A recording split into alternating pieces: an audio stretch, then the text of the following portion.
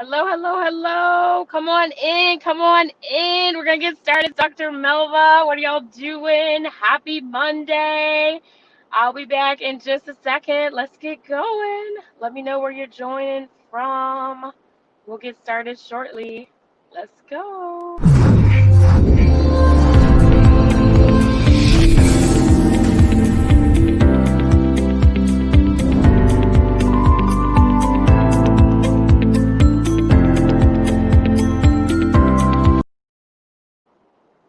Hello, hello, hello. How is everybody doing? Give me a mic check in the comments if you can hear and see me. Show me some love. If you get value from these, please like, comment, and smash the heart button and share. Today we're going to talk about power deficit, all right? Today we're going to talk about power deficit. Life is requiring more power than you have to give. So I'm coming to you from rainy North Carolina. I am Dr. Melva, your board certified radiation oncologist, wife and mom of three, and I help women monetize their purpose through real estate investing, digital marketing, including the affiliate marketing bootcamp and wealth creation. And I am so glad that you are spending a few minutes with me today during your lunch break. Hopefully your lunch break. If you're hiding the phone in your desk, don't worry, I won't tell anybody. No, I'm just kidding. But it's raining here in North Carolina. It is Monday morning, and I just had to share some reflections for you. Aren't you supposed to be in class? I tell you, my kids on here, go to class. So I just want to share some reflections with you on. I was listening to Pastor Sarah Jakes, and the title of her talk was Power Deficits. And some of the things that she said just really hit me. So I want to share this with you because I know there's some of you out there, especially with 2020. And let me just tell you before I get started.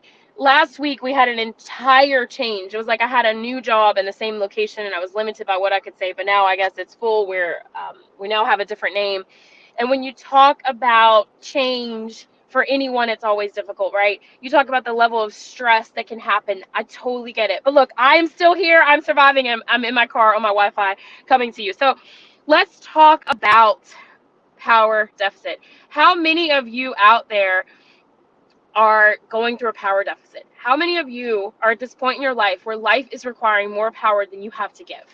By show of hands, in the comments, share with me. And if you are, 2020 is the year, right, of pain, anxiety, trauma, fear.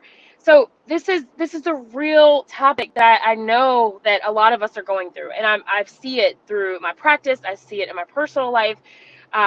It's real out there, right? But I want you to stay encouraged. So let me just kind of talk about, she started out with the Bible verse about the faith of a mustard seed, right? And I grew up with that. I believe that there are things that, I've been like, move mountain, move, and when you first get there, if you're not a believer, I welcome you to listen to this word and hopefully get some inspiration to give your life to Christ.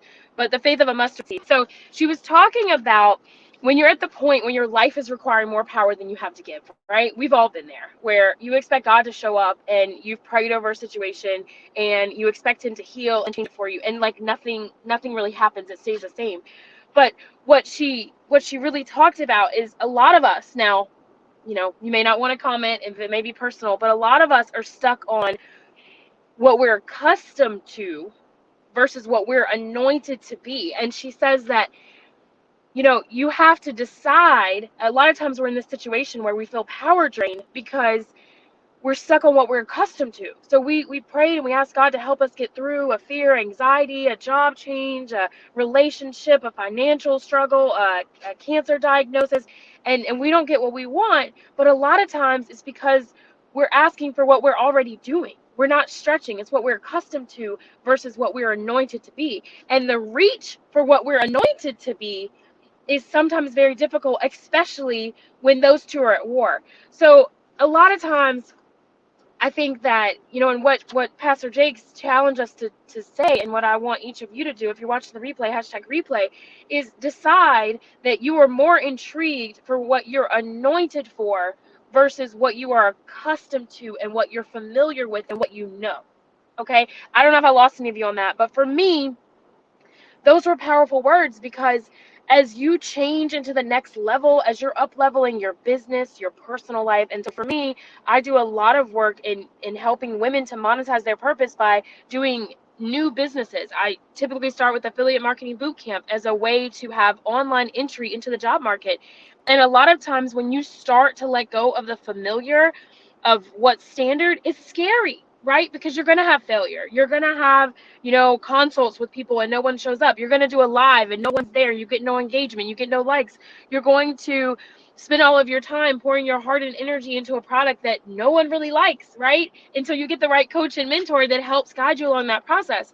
So for me, the way I take this is that 2020 has been tough for everyone, right? But you have to stay encouraged and you have to open your heart to look at where you're being called. Maybe what you're doing and where you are is failing because that's not where you're supposed to be. Maybe, the deadlines, the proposals, the consults, the pitches, maybe all of those things in your business life are failing because you're supposed to be doing something else. And when you feel that calling, and many of you, maybe you felt this where, like, let's say if you're in a 9 to 5 and you don't have that same joy getting up going to do the same job anymore. Or maybe you're building a business and you realize that you should be doing your gifts and talents in another section because that's really where your joy and passion is and where your money sources are, right? So when you're called to do what you're anointed for versus what you're accustomed to, and those two are at war, it can be painful. It can feel as though you have no power, right? But I want you to know that the devil wants you to think that your unbelief is reason enough for you to fail, but God is still there and still has your back. So as you journey through life, right, and it's requiring more power than you have to give, keep that belief and know that this could be a sign that you're being pulled to what you're anointed for and a higher calling. Okay, so I hope that word resonates with some of you, and I hope that that gives you, oh, my notes are flying away, I hope that gives you a little inspiration to go on today. So that's what I have for you, right? So again, it looks like the sun is coming out over here. Thanks for joining. If you get value in this, please like, comment, and hit that share button. And that's what we have today. So let me know if there are any questions. I can stay on for a few more minutes. And let's see. That's what we have today. And then I wanted to invite you, if you haven't already checked out my YouTube video on Friday, we talked about outsourcing. You can subscribe to my YouTube channel by going to drmelva.com/drmelvatv. All right. Stay encouraged. Don't worry if you have a power deficit. Look for the reach to what you are anointed to be versus what you're accustomed to be. And I hope to see you again soon. Bye. Thanks for joining.